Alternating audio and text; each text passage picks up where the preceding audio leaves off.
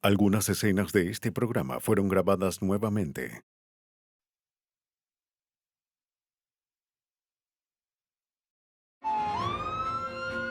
En Carolina del Norte, el hogar de una pareja prominente se convierte en una improbable y brutal escena del crimen. Al otro lado del país, una mujer de California desaparece, preocupando a su familia y a los investigadores. Después de un crimen violento, una mancha de sangre puede ser la única pista que revele lo ocurrido. Cuando no hay nadie que hable, los investigadores deben descifrar pistas escritas en sangre.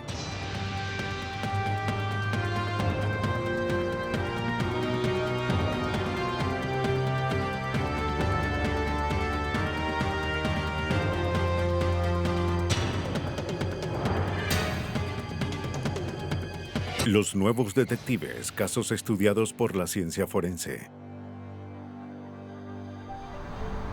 Escrito en sangre.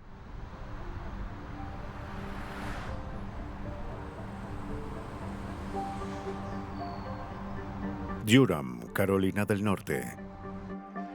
Durham 911, ¿cuál es su A emergencia? tempranas horas del 9 de diciembre de 2001, una operadora del 911 de Durham recibió una desesperada llamada de un hombre llamado Michael Peterson. Cedar Street. Bien, ¿y qué sucede allí, señor? Peterson dijo que su esposa había caído por las escaleras. Estaba inconsciente, pero aún respiraba. ¿Está respirando, señor? Les pidió que se apresuraran. La operadora envió a una ambulancia y a las patrullas de inmediato. Y los paramédicos llegaron en minutos. En una segunda llamada, Peterson dijo que su esposa había dejado de respirar. Señor, ¿qué sucedió? ¿Puede decirnos lo que ocurrió? Adentro, los paramédicos hallaron a Michael Peterson al lado de su esposa, aturdido. ¿Qué es lo que sucede? Dijo que la había encontrado así. Lo apartaron para poder atenderla. Había perdido mucha sangre. No hallaron pulso, ni señal de que respiraba. Kathleen Peterson estaba muerta. Técnicos forenses acudieron a la escena. Tuvieron cuidado de no dejar huellas en el área. El lugar de cualquier muerte inesperada debe ser analizado como la escena de un crimen. Los técnicos fotografiaron el cuerpo para registrar su ubicación y condición. Observaron una huella de pie ensangrentada en la pantorrilla de la mujer. Registraron cada detalle, ya que cualquier cosa podía ser de importancia. Luego de terminar, removieron el cuerpo. El sargento de Durham, Terry Wilkins, trabajó en la escena. Lo que observé fue lo que parecía ser una gran cantidad de sangre en alguien que había caído de las escaleras. He visto personas con lesiones de caída y jamás en mis 18 años de experiencia en la policía vi tanta sangre esparcida en una caída accidental. Michael Peterson explicó lo que había ocurrido esa noche. Hay algunas cosas de las que tenemos que... Él y Kathleen tomaban vino mientras miraban una película. Él pensó que ella había ido a dormir mientras estaba sentado afuera cerca de la piscina. Cuando entró, la halló al pie de las escaleras.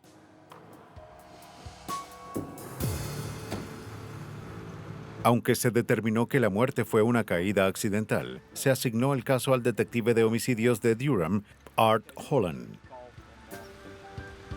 Él llamó y los hombres... Para nosotros es rutina investigar muertes donde pueden surgir sospechas o posiblemente se cometió un crimen. La víctima estaba en la escena, la revisamos y ya estaba muerta. Lo inusual en este caso es que había una enorme cantidad de sangre en las escaleras y en la víctima. El sargento Wilkins informó al detective sobre lo que sabían hasta ese momento. De hecho, la víctima tenía una gran cantidad de sangre encima, en la punta de sus pies, en el suelo, detrás de ella, en las paredes, en los escalones. Había salpicaduras en la pared, lo que era alarmante. Observe las salpicaduras de sangre en la pared.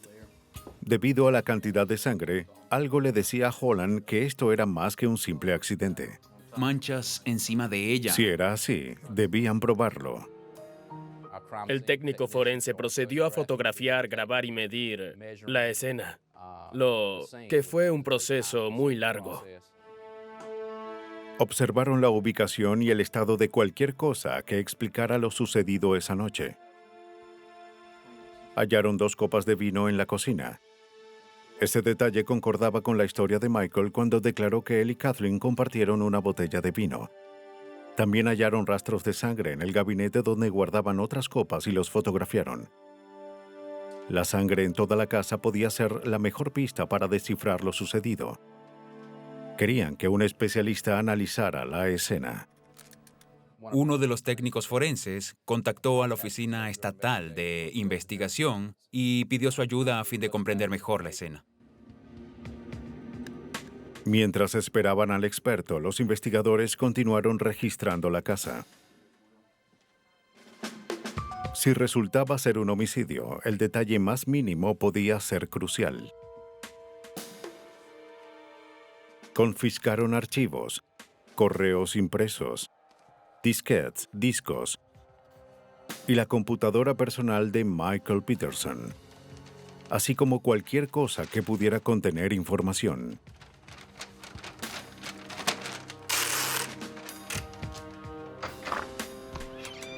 Esa tarde, después de varias horas de registro, el agente especial Dwayne Deaver de la Oficina de Investigación de Carolina del Norte llegó al lugar. Se esperaba que el experto pudiera decir si se trataba de un accidente o un homicidio. Un accidente siempre causa un cierto tipo de mancha. La salpicadura tendrá cierta altura, tendrá una cierta cantidad, y eso es lo que observamos primero. ¿Se pueden ver esos detalles? ¿Aparecen de esa forma? Hola. ¿Cómo le va? ¿Qué conseguiste? De inmediato, Deaver vio signos de alarma. ¿Dónde tomaron Gotas de fotografías? sangre más pequeñas indicaban que se usó más fuerza para esparcirlas. Necesitaré otras fotografías. En este caso, las gotas eran muy pequeñas. Estos impactos se hicieron con mucha fuerza. Mucha más fuerza, en mi opinión, que la producida por una caída.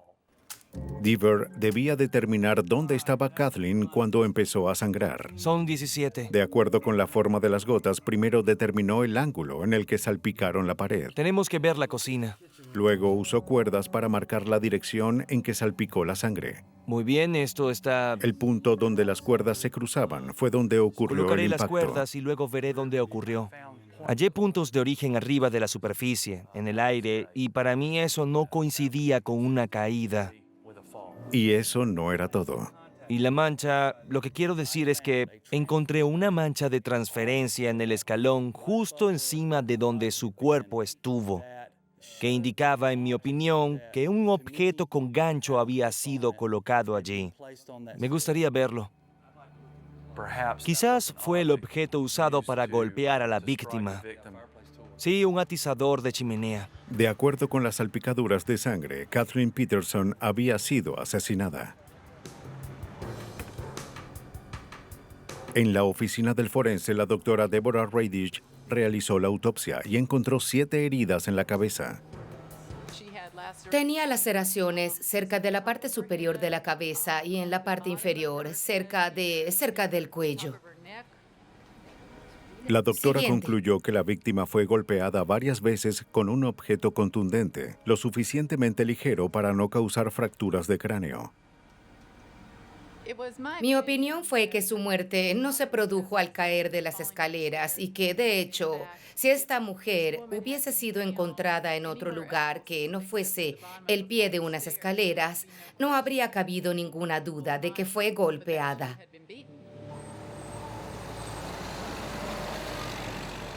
En la estación de policía de Durham se formó un equipo de trabajo.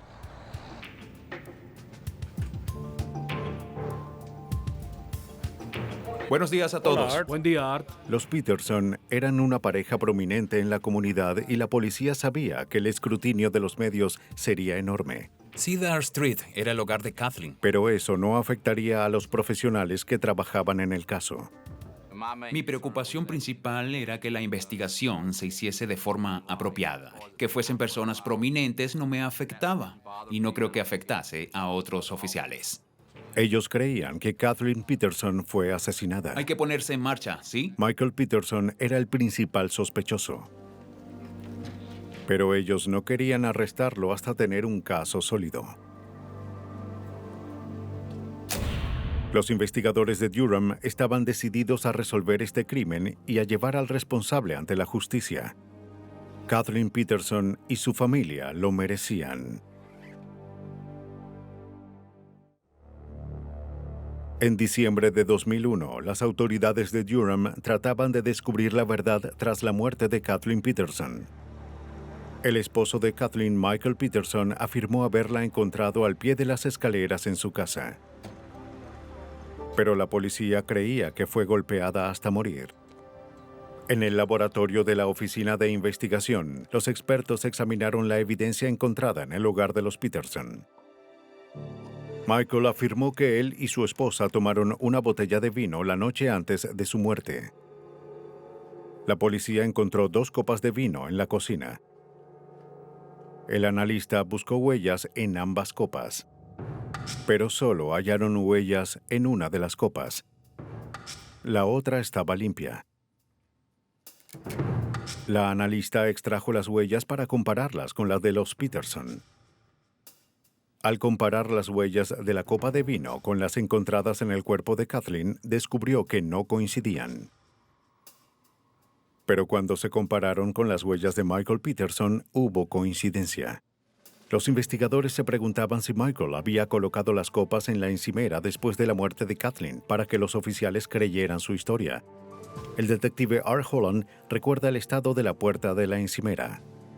La puerta de la encimera tenía sangre, lo que hizo que me preguntara, ¿por qué había sangre allí a excepción de que fuese después de que la víctima sangrara y que el responsable quisiera hacer un montaje?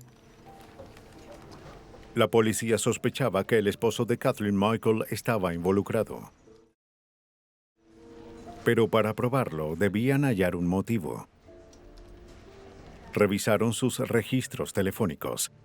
El detective Holland trató de determinar cuándo Kathleen habló por última vez con alguien que no fuese su esposo. Pudimos determinar que, de hecho, ella estaba viva cerca de las 11 p.m. de esa noche, ya que realizó una llamada a una compañera. Buen día, ¿en qué puedo ayudarle? La policía la interrogó para ver si podía suministrarles información adicional. La mujer le dijo a la policía que Kathleen la llamó porque necesitaba un documento para el día siguiente y le pidió que se lo enviara por correo electrónico. Pero como no estaba en la oficina, Kathleen le pidió que se lo enviara al correo de Michael en casa. Muy bien. Los investigadores se preguntaban si ella vio algo más cuando recibió el correo en la computadora de su esposo. Enviaron la computadora al analista Todd Markley de CompuSleuth, una firma de informática forense en Westerville, Ohio. De inmediato, Markley observó que alguien había borrado muchos archivos del disco duro la noche en la que Kathleen murió. Pero eso no impidió que el analista encontrara esos archivos.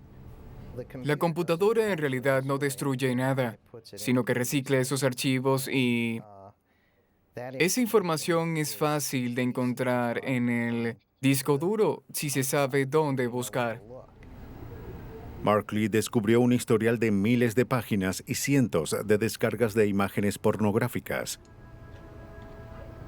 También encontró correos electrónicos sexualmente explícitos entre Michael Peterson y una prostituta. Algunos de los correos eran muy explícitos en cuanto al tipo de actividades que harían cuando se reunieran y cuánto costaría todo.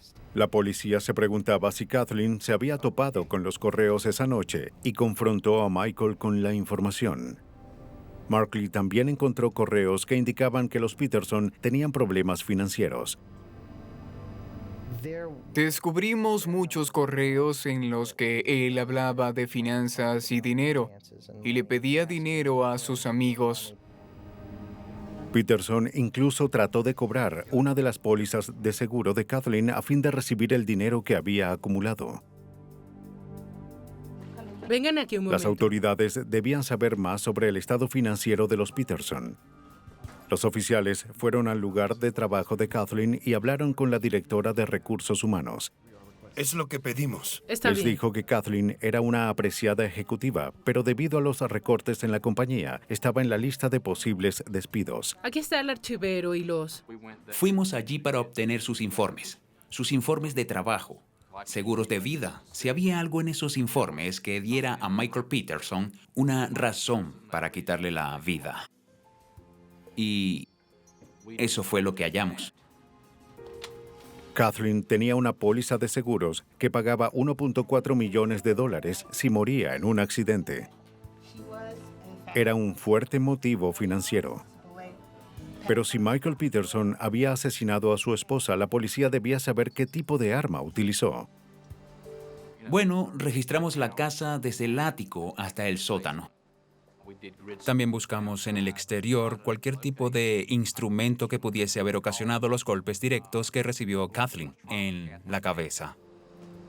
No hallaron nada que coincidiera con la forma de las manchas en las escaleras. La investigación se estancó. La policía empezaba a temer que sin el arma asesina quizás nunca resolverían el caso. Pero la información que buscaban con tanta desesperación llegó a ellos. Hola, por favor, vine a ver al detective Holland. La hermana de Kathleen pidió hablar con los detectives. Dijo que la familia tenía información que la policía debía conocer. Ella le dijo al detective Holland que había comprado un atizador de chimeneas para cada uno de sus familiares años antes. Había usado el de Kathleen unas semanas antes de la muerte de su hermana para atizar un fuego, pero ahora no estaba. Ella tenía un atizador exactamente igual al que le dio a su hermana Kathleen y quería que yo viera cómo ese instrumento era exactamente y que lo llevara a la oficina del forense para que se lo mostrara a los doctores y ver si era posible que ese tipo de instrumento causara las lesiones en la cabeza de Kathleen. La médico forense Deborah Radish ya había determinado que las heridas fueron causadas por un objeto contundente cilíndrico. Y el atizador coincidía con esa descripción. Lo interesante sobre ese atizador es que no era tan pesado como un atizador de chimeneas común. Tiene una cubierta gruesa de latón, pero es hueco en el interior y eso explicaría, en este caso, por qué las laceraciones en la cabeza eran tan graves, pero no hubo fracturas en el cráneo. Las autoridades sabían que se acercaban. Pero en el laboratorio de la Oficina de Investigación, el agente especial Dwayne Deaver y otros expertos tenían trabajo que hacer. Examinaron la ropa que los Peterson llevaron la noche en la que Kathleen murió. En el interior y no en el exterior. Querían saber si las manchas de sangre en la ropa confirmaban su teoría de que Michael Peterson había golpeado a Kathleen hasta matarla. El equipo examinó los pantaloncillos que Michael tenía cuando llegó la policía en busca de las salpicaduras típicas de un ataque. Cuando observé sus pantaloncillos, vi esas salpicaduras en la entrepierna, en el interior de la pierna, e incluso habían caído en el interior de los mismos pantaloncillos. Eso indicaba que la persona que los llevaba estaba frente a la víctima en el momento en el que fue golpeada. Ellos también querían comparar los zapatos con las marcas de sangre halladas en la parte de atrás de los pantalones de Kathleen. Con polvo para revelar huellas y láminas electroestáticas, tomaron huellas de la suela de los zapatos. Al compararlas con la marca en los pantalones, hallaron que coincidían perfectamente. Esto ahora me indicaba que estaba boca abajo, pero que las manchas en la parte frontal de sus pantalones indicaban que estaba boca arriba. Fue golpeada en varias posiciones durante un periodo de tiempo. Hubo un momento en el que estuvo arrodillada. En otro estuvo de espaldas. También estuvo agachada, como si tratara de subir las escaleras. Fue un ataque prolongado, brutal y sangriento. Uno que Michael Peterson negaba, pero que según la evidencia había ocurrido. Pero los investigadores tenían que probarlo en un tribunal. Después de la muerte de Kathleen Peterson en Durham, Carolina del Norte, surgieron dos versiones con respecto a la noche del 9 de diciembre de 2001. Hola, cariño. El esposo de Kathleen, Michael Peterson, afirmó que pasaron una noche normal. Le dijo a los oficiales que él y su esposa tomaron una botella de vino y disfrutaron de una noche romántica y tranquila Esto como es para muchas veces antes. Michael sugirió que Kathleen había bebido más de la cuenta y que quizás estaba ebria cuando cayó por las escaleras. ¿Estás cómodo? Pero solo las huellas de él estaban en las copas de vino. Las autoridades tenían una versión diferente sobre lo ocurrido. Creían que Michael Peterson había golpeado brutalmente a su esposa con un atizador de chimeneas. En el laboratorio de la Oficina de Investigación, el agente especial Dwayne Deaver realizó varios experimentos usando sangre de cabra para tratar de imitar las salpicaduras encontradas en la escena. Procedimos a investigar si era posible que una persona cayera de una altura de 3,7 metros y ya estuviese sangrando por alguna razón. E investigamos ese escenario para saber si se producirían las mismas manchas de sangre y si se podían comparar con las halladas en las paredes. Y no hallamos ningún tipo de caída que pudiera causar lo que vimos en este caso en particular. Luego, Deaver trató de duplicar la salpicadura al imitar un ataque vestido con ropa similar a la que Michael Peterson llevaba. Colocó la sangre de cabra en una esponja la que golpeó con un atizador. Descubrió que las manchas causadas por el atizador eran muy similares a las encontradas en la casa y la ropa de Michael. Al analizar cuidadosamente las manchas de sangre en la ropa de los involucrados y en las paredes, descubrimos que no había sido una caída, sino que la víctima había sido golpeada por un periodo de tiempo, en diferentes posiciones y por el sujeto que nos dijo que había sido un accidente. Durante un juicio de 2 meses en 2003, el fiscal de distrito Jim Harding explicó al jurado lo ocurrido esa noche mediante la evidencia. Fue muy obvio que él quería tener aventuras extramaritales. Presentamos el caso de que ella descubrió sus intentos de tener una aventura extramatrimonial. Personalmente creo que ella lo confrontó y debido a los problemas con respecto al riesgo de que la señora Peterson perdería su empleo, junto con la situación financiera en la que se encontraban, creo que ese fue el catalizador, el detonante, y que el señor Peterson perdió los estribos y la golpeó hasta matarla para luego tratar de cubrir todo.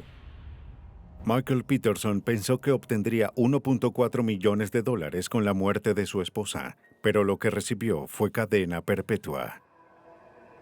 La importancia de la evidencia forense en este caso no se puede pasar por alto. Si no hubiese sido por la excelente idea de llamar a un experto en manchas de sangre a la escena del crimen, no creo que hubiésemos obtenido este resultado. Un análisis cuidadoso de manchas de sangre dio respuestas para los familiares de Kathleen Peterson. Pero al otro lado del país, otra familia tenía sus propias dudas alarmantes. Lodi, California, es una pequeña ciudad en el Valle de San Joaquín, al sur de Sacramento. En Lodi ocurren menos de 5 homicidios por año y la mayoría de sus residentes se sienten a salvo. Pero el 17 de diciembre de 1990, Charles Avid se alarmó notablemente. ¡Susan! No podía encontrar a su esposa. ¡Susan! Un hombre lo había llamado horas antes diciendo que halló el bolso de Susan Avid. Charles recuperó el bolso y llamó a sus amigos y familiares. Ninguno había oído de Susan ese día. En un contenedor. Está bien. Su cuñada quería que él llamara a la policía. Lodi 911, ¿cuál es su emergencia? La operadora del 911 anotó la información relevante y mandó una patrulla a la casa de los Avid.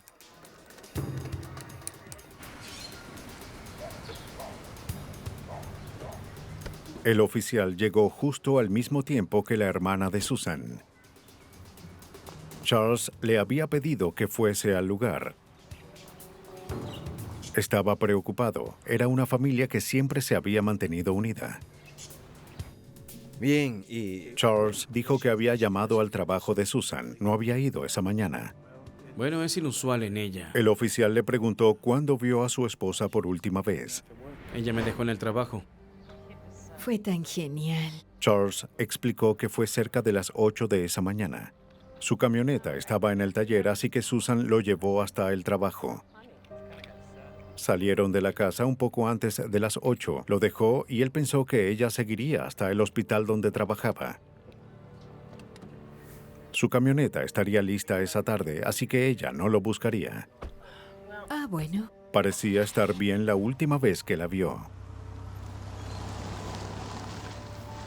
Llegó tarde al trabajo. ¿Acaso... Charles dijo que cuando regresó a casa esa tarde recibió la llamada del sujeto que halló el bolso de Susan. Es inusual en ella. Fue a la casa del sujeto para buscarlo. El hombre dijo que lo había encontrado en un contenedor detrás de un restaurante mexicano. Está justo aquí. Las tarjetas de crédito de Susan y una gran cantidad de dinero habían desaparecido. Recientemente habían vendido un auto y Susan tenía $4,000 que depositaría ese día. No imaginaba una razón por la que Susan quisiera irse. Ya las traigo. El oficial le pidió a Charles una foto reciente de Susan. Se las tomó hace 4 meses. Dijo que ese día ella llevaba el mismo suéter que tenía puesto en la foto. De hecho, hace 4 meses. Para el día siguiente, aún no habían oído nada de Susan Abbott. Oye, Bill. Se asignó el caso al detective Bill Barry. Me llevaré este informe de... Él sabía que era posible que Susan se hubiese marchado, Quería hablarle de pero él. aún así debía encontrarla para que su familia supiera que estaba bien. Ella desapareció, Susan Abbott. Hay personas que huyen de sus vidas. A veces se trata de un problema mental, a veces son infelices. Otras veces es algo que no conocemos. Pero lo que esperamos es encontrarlos a salvo. El sargento Barry empezó una investigación para hallarla. Dentro de un contenedor detrás del Lakewood Mall. Reunimos información básica sobre la persona desaparecida, su descripción física, altura, peso, fecha de nacimiento y el auto en el que fue vista por última vez. Inmediatamente enviamos un boletín a las agencias de la ley en el área y a nuestros oficiales en las calles. Para seguir el indicio del bolso, un oficial interrogó al hombre que lo había encontrado.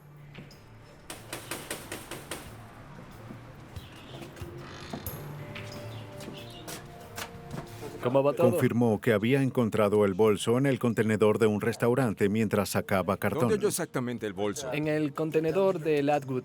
Estaba revisando. No había dinero ni tarjetas de crédito en el bolso. Vio la identificación de Susan y llamó para regresarlo. Todo negro, sí. El oficial anotó el nombre del restaurante donde estaba el vertedero. Encontré el número de El placa. sujeto no tenía antecedentes y una posterior búsqueda en su propiedad no reveló pistas. ¿Por qué no me llama ahí? La policía creyó su historia. Alguien lo llamará en los próximos días. De acuerdo.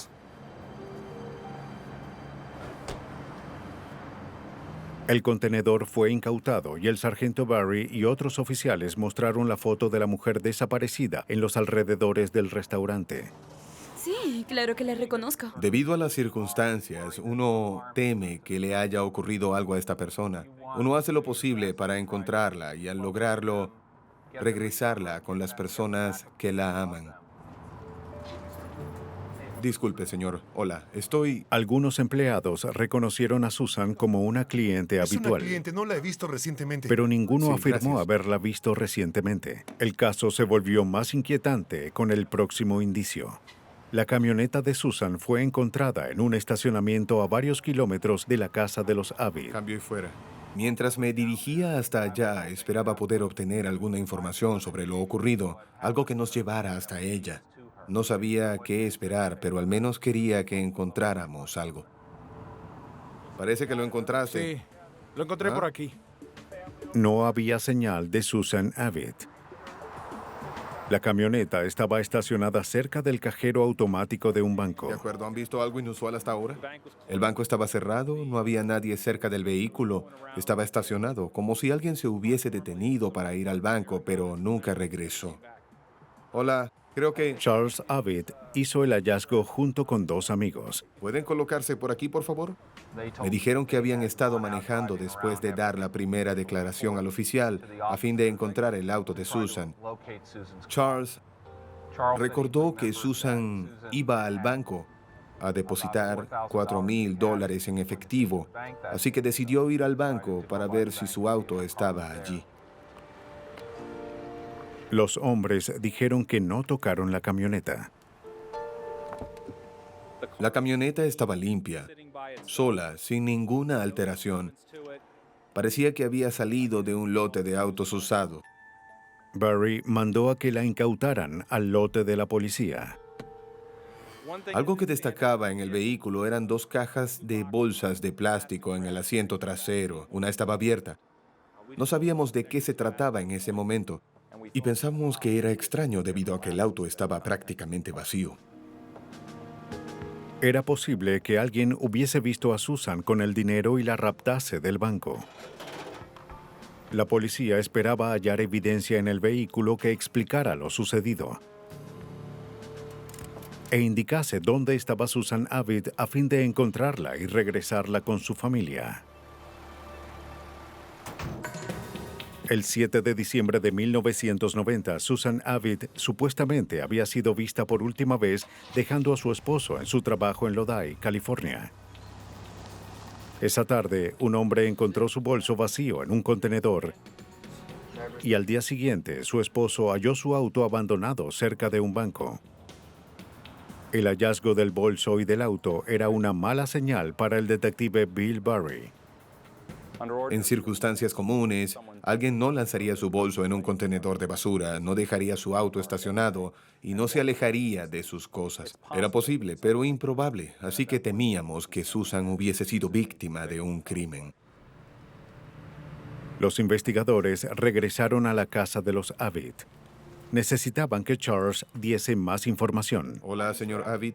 Soy el detective Barry, ¿me recuerda? Quizás las respuestas estuviesen en las últimas acciones de Susan. Si hay algún lugar donde podamos sentarnos a hablar. Charles habló sobre el dinero que Susan tenía, pero dijo que la última vez que la vio fue cuando ella lo dejó en su trabajo. Eso podría ayudarnos. No creía que alguien más supiese sobre el dinero y no sabía de nadie que quisiera lastimar a Susan. Dijo que lo quería para un examen de conducción. Bien. Pero 2 días después de la desaparición de Susan Avid, los temores de los investigadores se hicieron realidad. Sargento Barry. El 19 de diciembre, el sargento Barry recibió una llamada del departamento del alguacil de San Joaquín. Alguien había encontrado un cuerpo. Sí, estaré allí en 30 minutos.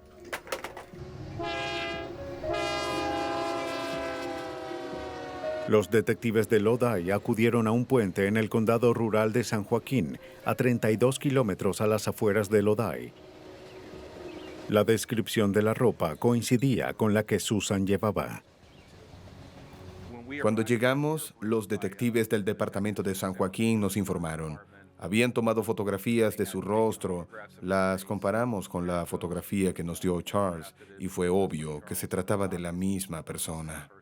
Un hombre que desechaba unos neumáticos la encontró. No había visto a nadie cerca. Sin testigos, tenían que buscar pistas en la escena. La víctima, Susan Avid, yacía de espaldas al pie del puente ferroviario. Sus brazos estaban ligeramente doblados hacia arriba y sus piernas estaban inclinadas, lo que indicaba que estuvo en un espacio confinado. Tenía una lesión en la cabeza que parecía de un disparo de bala, pero había poca sangre, lo que era una pista para el detective de Lodi, Stephen Price. A pesar de la herida, su ropa estaba muy limpia. Su cuerpo y rostro parecían impecables. Si hubiese sido asesinada en esta escena, habría mucha sangre que sería congruente con el tipo de herida. Había muy poca sangre en el área, lo que me indicó que el asesinato ocurrió en otro lugar. Procedimos a hacer una búsqueda tipo cuadrícula para hallar cualquier evidencia que estuviese en el área, no solo en el cuerpo donde estaba la víctima, sino también en las vías de acceso o de salida. No había huellas de zapatos ni de neumáticos visibles. No hallamos señales de lucha, tampoco casquillos ni otras pruebas en la escena. Había sido colocada en el suelo cuidadosamente. Y todo lo que esté Su allí. cuerpo fue removido para la autopsia. Sabíamos que habría sido muy difícil para alguien colocar el cuerpo de Susan en este lugar sin ayuda. Llevarla hasta ese sitio y dejarla allí era muy difícil para una persona. Además, alguien tuvo que dejar el auto de Susan afuera del banco, así que todos esos detalles indicaban que era posible que existiera un cómplice. La investigación cambió de rumbo. Al saberse que ha ocurrido un asesinato, obviamente la investigación acelera a toda marcha. Utilizamos todos nuestros recursos disponibles para trabajar en el caso. Los primeros días después del crimen son cruciales ya que obtenemos todas las pistas disponibles.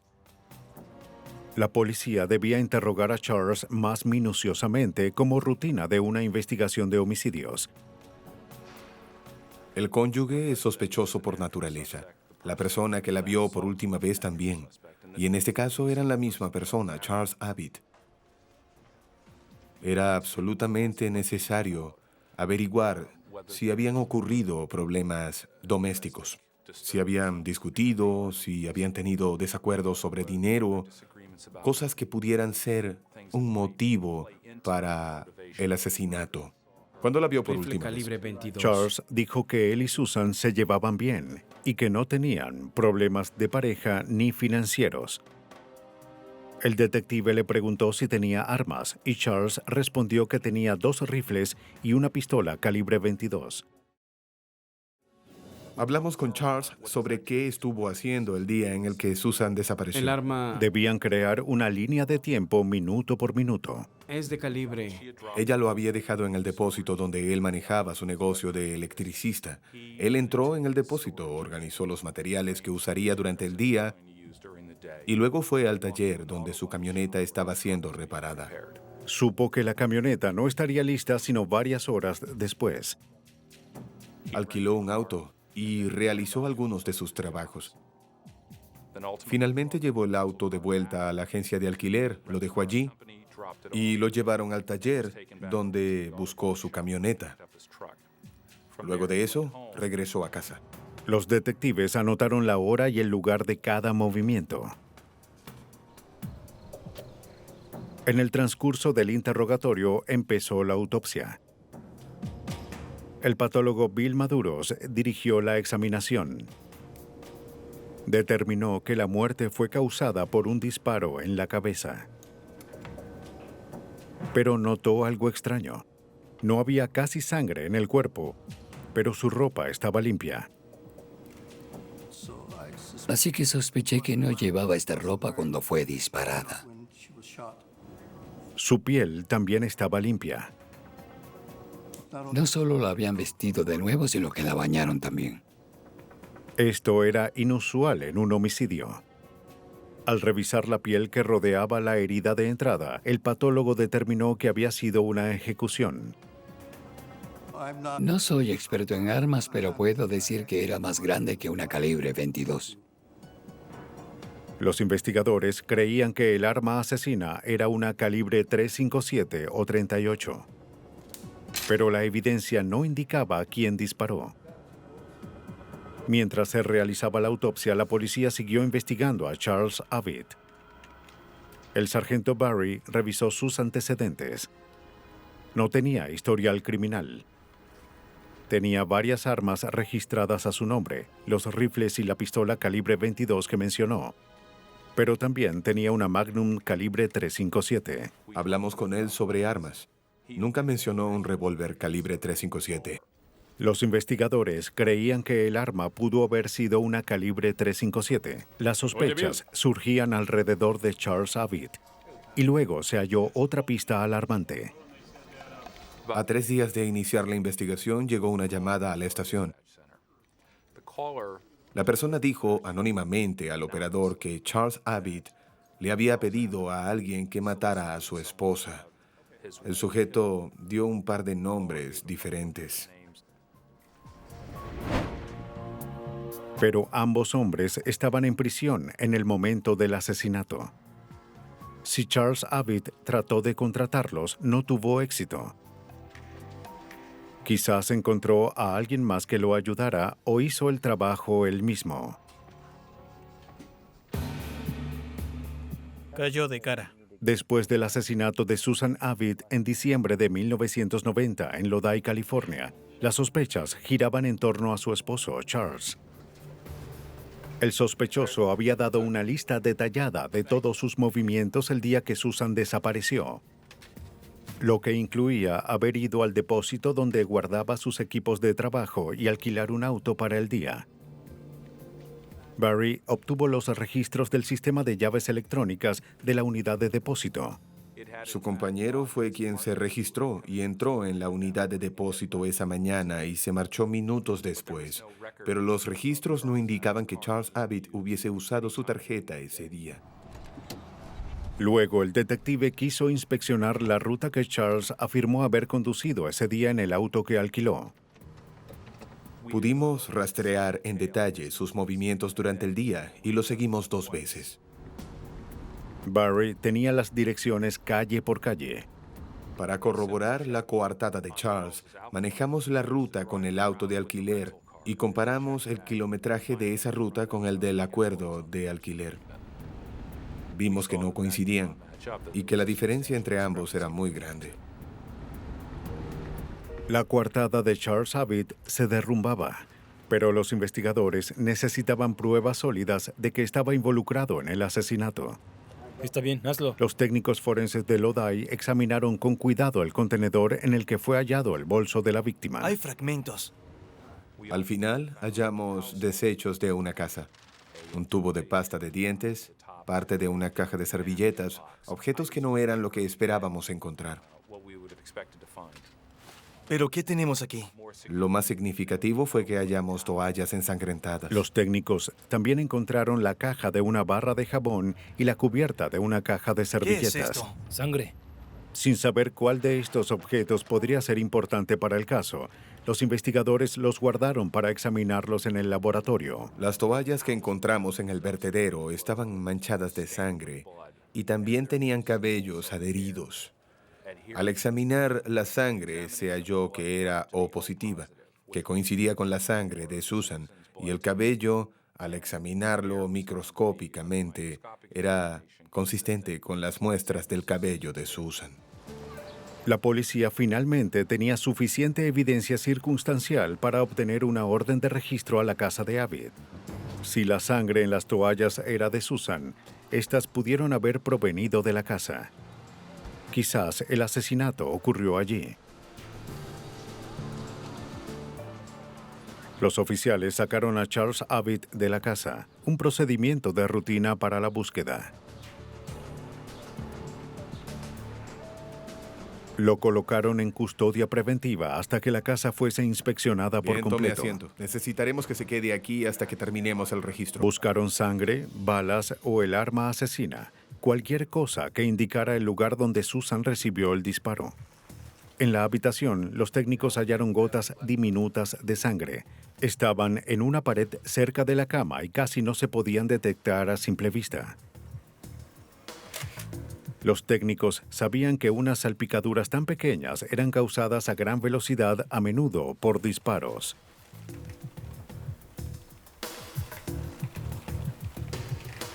También observaron algo en el suelo de la habitación. Un fragmento probablemente del casquillo de una bala. Parece parte de un casquillo. Sí, eso parece. También creo que es de un gran calibre. Fíjate, es grande. Sí que lo Parece es. que es una bala de punta hueca. La policía creía que se usó una bala calibre .357 para matar a Susan. En el tocador hallaron una billetera con las tarjetas de crédito de Susan Abbott, tarjetas que Charles afirmó que habían sido sacadas de su bolso. Esto servirá. Muy bien, gracias. En el baño, los investigadores hallaron más evidencia incriminatoria. Hallamos varias toallas en la casa. Vimos que los patrones eran similares a las que encontramos en el contenedor. Obtuvimos las toallas del contenedor, las comparamos con aquellas y descubrimos que eran idénticas. En la basura hallaron más tarjetas de crédito de Susan. Los técnicos tomaron muestras del agua que quedaba en la bañera. Hallaron rastros de sangre humana. Los investigadores sabían que el cuerpo había perdido sangre antes de ser desechado y la posición del cuerpo indicaba que estuvo en un espacio confinado, como una bañera. Los detectives esperaban encontrar el arma asesina. Obtuvimos una orden para registrar el depósito de Charles, ya que no logramos encontrar el arma después de registrar su casa y la unidad de depósito era un buen lugar para guardarla. Cuando registramos la unidad, encontramos varios objetos que eran significativos para nosotros. No hallaron el arma, pero los oficiales encontraron una caja de municiones de calibre .357. Era una caja de 50 y faltaban 6 balas. Sabíamos que el arma de esas balas era una de calibre .357, así que era posible que estas balas fuesen las utilizadas para cargar el arma. Los investigadores también hallaron información sobre agencias de acompañantes, incluyendo correos con novias por catálogo. Recordaron que Charles había dicho que su matrimonio era sólido.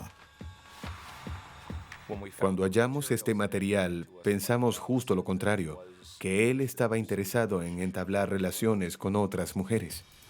Además, los oficiales hallaron panfletos con proyectos para hacerse rico de inmediato y otros documentos que mostraban que Charles tenía problemas financieros.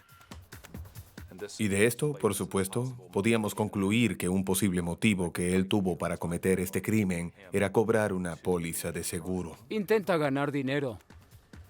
Para sustentar su caso, los investigadores querían comparar la cubierta de la caja de servilletas encontradas en el vertedero con la caja hallada en la casa de los Avid. Con un microscopio, un analista como Donald Morian podía ver si las diminutas fibras coincidían.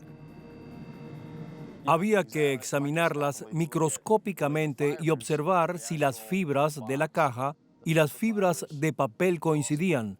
Había que comparar esas fibras para concluir que sí, que esa cubierta era originalmente parte de la caja. Un disparo mató a Susan Avid. Los investigadores querían saber qué tipo de arma hizo ese disparo.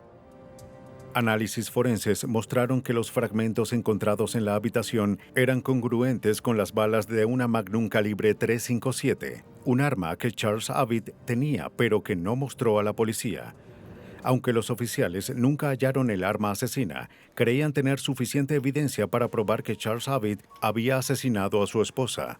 Fue arrestado y enjuiciado por asesinato. En junio de 1992, el fiscal Thomas Testa presentó al jurado la evidencia de lo ocurrido el 16 de diciembre de 1990. Creemos que la noche en que Susan Avid fue asesinada, según la evidencia, Charles Avid se colocó tras de ella, apuntó el arma a su cabeza y le disparó, causando una herida de contacto en la parte de atrás de su cabeza. Luego llevó su cuerpo hacia el baño, dentro de la bañera, dejó que se desangrara allí. La vistió nuevamente con ropa limpia, sacó el cuerpo y la colocó no debajo del puente ferroviario donde hubiese estado oculto, sino cerca del puente en un área donde sería visible vestida de rojo, ya que quería que la encontraran. Tenían que encontrarla para que él pudiera cobrar el seguro. Charles Avid fue hallado culpable de asesinato en primer grado. Fue sentenciado a cadena perpetua. Cuando un asesino se vale de engaños para ocultar un crimen, la policía debe recurrir a expertos forenses para descifrar la verdad escrita en sangre.